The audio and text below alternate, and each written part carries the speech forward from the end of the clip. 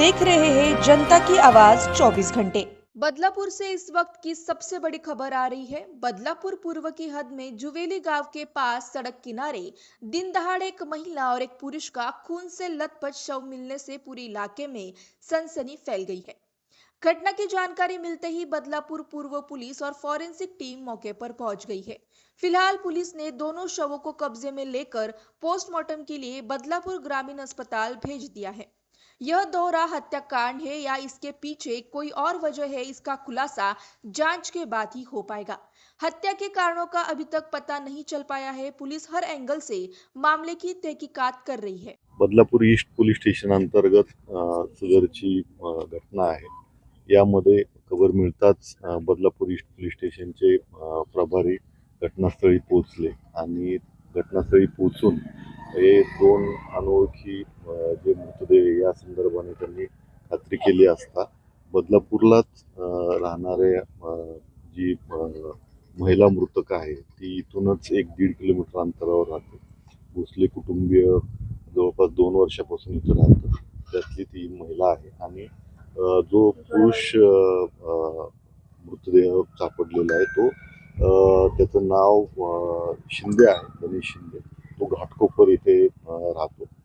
यांचे एकमेकांशी काय संबंध आहेत किंवा काय कारणाने ते इथं आलेले आहेत या दृष्टीने आपण तपास करत आहोत।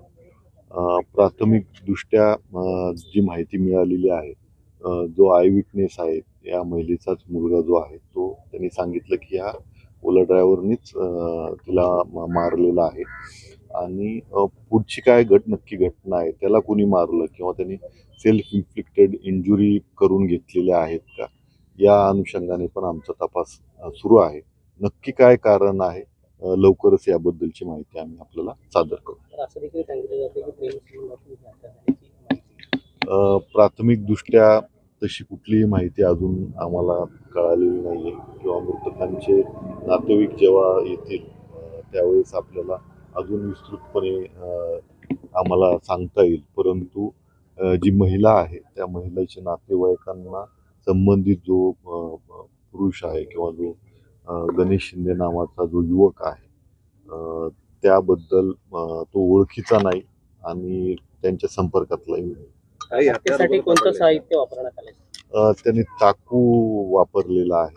अगोदर त्या चाकूने संबंधित महिलेला त्यांनी मारलेला आहे आणि प्राथमिक दृष्ट्या आम्ही जे मृतदेह आहे ते PM साठी पाठवलेले आहेत। त्याची आम्ही खात्री करून घेतो। हे सुसाईड अटेम्प्ट त्यांनी करून स्वतःला संपवलेला आहे याविषयी पण आमचा तपास सुरू आहे।